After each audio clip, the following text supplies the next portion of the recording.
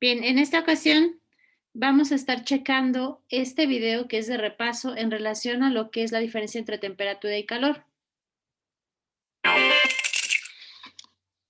Hola, ¿cómo estás? Espero que estés muy bien porque hay que estar concentrado porque arrancamos unidad nueva. Esto va a ser calorimetría y dilatación térmica. Empecemos con este video hablando de lo que es la calorimetría. Para esto vamos a introducir dos conceptos nuevos. Por un lado, la temperatura y por otro lado, el calor. La temperatura es una magnitud medible que está relacionada con la energía cinética que tienen las moléculas de una cierta masa. Por otro lado, el calor es una forma de energía, en donde si tenemos dos materiales que están a distinta temperatura, entonces el calor va a ir del de mayor temperatura al de menor temperatura cuando se pongan en contacto y la transferencia de calor sea posible. Esta transferencia de calor va a hacer que el que estaba a mayor temperatura disminuya su temperatura y el de menor temperatura la aumente. La cuantificación del calor que recibe cada una de las masas va a depender directamente de la diferencia de temperatura que sufra la masa, va a depender también de la masa en sí, ya que a mayor masa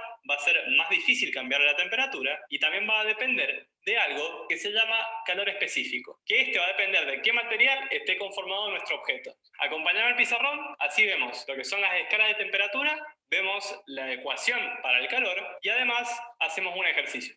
Empecemos viendo lo que son las escalas de temperatura. Vamos a tener con nosotros tres tipos de escalas que van a ser, por un lado, la que más conocemos, que es la temperatura Celsius, que vamos a medirla en grados Celsius. Luego, la temperatura Kelvin, o que también se llama temperatura absoluta, en donde vamos a medirla con la letra K y para convertirla es igual a los Celsius más 273,15 grados. Y por último, vamos a tener la temperatura medida en Fahrenheit, donde la conversión de Celsius a Fahrenheit va a ser una conversión lineal que nos va a decir que 9/5 los grados Celsius más 32 nos va a dar la conversión a Fahrenheit. Una cosa a tener en cuenta es la escala Celsius tiene a 100 grados lo que es la ebullición del agua, a 0 grados lo que es el congelamiento del agua, y por otro lado tenemos la conversión a escala Kelvin, que lo único que se le agrega es una constante que es 273. El 0 Kelvin se lo conoce como el punto de menor temperatura posible, en donde la energía cinética de las moléculas de una cierta masa es igual a 0. Entonces, comparando las tres escalas, vamos a poner como referencia donde el agua hierve, donde el agua que se congela, y vamos a ver en la escala Kelvin que vamos a tener donde se congela es 273 kelvins y donde hierve 373 kelvin. Para esto mismo, en la escala Celsius vamos a tener, como habíamos dicho, cuando se congela en 0 grados y cuando hierve a 100 grados. Por último, en la escala Fahrenheit vamos a ver que el agua se congela a los 32 grados Fahrenheit y va a hervir a los 212 grados Fahrenheit. Ahora bien, borremos acá y empecemos con lo que es calor. Ahora veamos la parte de calorimetría, en donde, como habíamos dicho, vamos a tener dos masas distintas, vamos a tener una que vamos a suponer a menor temperatura que la otra, entonces la de mayor temperatura le va a transferir una energía Q, que va a ser el calor. Esta energía se le llama calor por una cuestión de que se transfiere por diferencia de temperatura entre dos materiales. Empecemos definiendo por un lado lo que son las unidades de calor específico. Las unidades de calor específico las vamos a conocer como unidades de energía sobre gramos grados Celsius, y esto lo que nos está diciendo es la cantidad de energía que tenemos que aportar a 1 gramo de masa para elevarle 1 grado centígrado a esta unidad de masa. Dado que es energía sobre gramo y grado Celsius, esto lo podemos transformar directamente a, si quisiéramos, joules sobre kilogramos Kelvin. Esta unidad, caloría, la podemos expresar como una caloría igual a 4,184 joules. Ahora veamos cómo es el calor transferido de la masa de mayor temperatura a la de menor temperatura. La de menor temperatura va a recibir un calor Q que lo podemos cuantificar como el calor específico que voy a tener de mi material, la masa de mi material y la diferencia de temperatura que va a haber sufrido por el calor que se le agregó. Esto va a ser la temperatura final menos la temperatura inicial. Hay que tener en cuenta que esta misma ecuación la podemos utilizar para calcular el calor de la masa más caliente. ¿Cuál es la diferencia? Que lo que vamos a terminar obteniendo es el mismo calor que le transfiere a la masa fría, pero negativo. Esto quiere decir, cuando nosotros tenemos un calor que es positivo, significa que la masa está recibiendo energía y elevando su temperatura. En cambio, cuando el calor es negativo, lo que significa es que la masa, en este caso la roja, está cediendo calor y por lo tanto disminuyendo su temperatura. Con lo cual, la diferencia de temperatura de la masa más caliente va a ser negativa. Como habíamos dicho recién, a mayor masa, más difícil resulta hacer un cambio de temperatura y al mismo tiempo, elementos que tengan calores específicos grandes también llevan a la dificultad de cambiarle su temperatura. Por otro lado, es interesante el hecho que mientras más masa y mayor calor específico, una cierta masa puede llegar a absorber cada vez más energía para un mínimo cambio de temperatura. Ahora bien, hagamos un ejercicio para ver cómo se lleva esta fórmula a números. El ejercicio nos plantea lo siguiente. Vamos a tener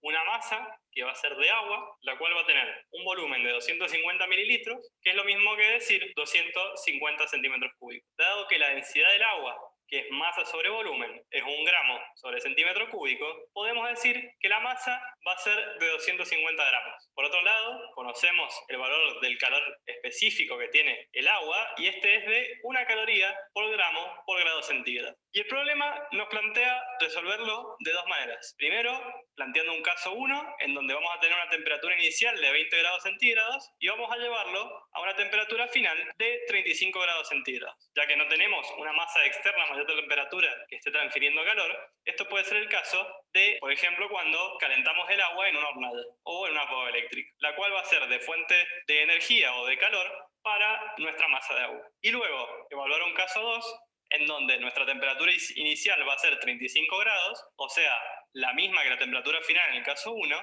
y la temperatura final a la que queremos llegar es a 20 grados, que era la temperatura inicial en el caso 1. Entonces, planteamos nuestra ecuación de calor, el calor que vamos a transferirle para elevar la temperatura en el caso 1 va a ser el calor específico del agua por la masa de agua por la temperatura final menos la inicial. Planteando esto en la ecuación con los números, vamos a tener que nuestro calor específico va a ser de 1 caloría por gramo por grado centígrado por 250 gramos por temperatura final, que es 35 grados centígrados, menos 20 grados centígrados. Fíjate que los gramos de acá se van a ir con los gramos del 250, los grados Celsius se van a ir con grados Celsius, y lo que vamos a terminar obteniendo es que el calor que tenemos que transferirle para elevar la temperatura de 20 a 35 grados es de 3.750 calorías. Y con esto obtenemos el resultado para el caso 1. Ahora bien, planteando el caso 2, es exactamente lo mismo. Vamos a tener que el calor que ahora va a transferir el agua hacia el medio ambiente para ir de una temperatura inicial de 35 grados a una temperatura final de 20 grados, esto pasa cuando le sacamos la fuente de calor que puede haber sido la pava eléctrica. Nosotros vamos a transferir una cantidad de calor, o sea, la cantidad de calor que va a perder el agua, va a ser el calor específico del agua, por la masa del agua, que eran los 250 gramos, por la temperatura final, que ahora va a ser de 20 grados centígrados, menos la temperatura inicial, que son los 35 grados centígrados. De nuevo, gramos se me va con gramos, grados centígrados con gramos centígrados, y lo que te voy a terminar obteniendo es el mismo resultado en cuanto a módulos, pero en signo negativo. Y con esto encontramos la solución al segundo caso. Como habíamos dicho recién, cuando teníamos un calor positivo, nuestra masa de interés, en este caso el agua, está recibiendo calor y aumentando su temperatura. En cambio, cuando teníamos un calor menor a cero, o sea, negativo, lo que está sucediendo es que la masa está cediéndole calor al medio o a otra masa, haciendo que la temperatura del agua disminuya. Fíjate además que los valores de calor son exactamente los mismos, ya que los estados iniciales y finales del caso 1 se corresponden a los finales e iniciales del caso 2, con lo cual el agua va a terminar transfiriendo al aire la misma cantidad de calor. Eso fue todo para la parte calor específico. También vimos un poco de lo que es la temperatura. Y por último, simplemente hay que tener cuidado en cuanto nos encontramos con los resultados, saber interpretar su signo y qué es lo que significa. Así que bien, nos vemos la próxima para seguir profundizando en el tema. ¡Chau! Bien, en este caso, este video nos ayuda a recordar los términos que nosotros estuvimos estudiando en relación a temperatura, calor, también lo que es dilatación.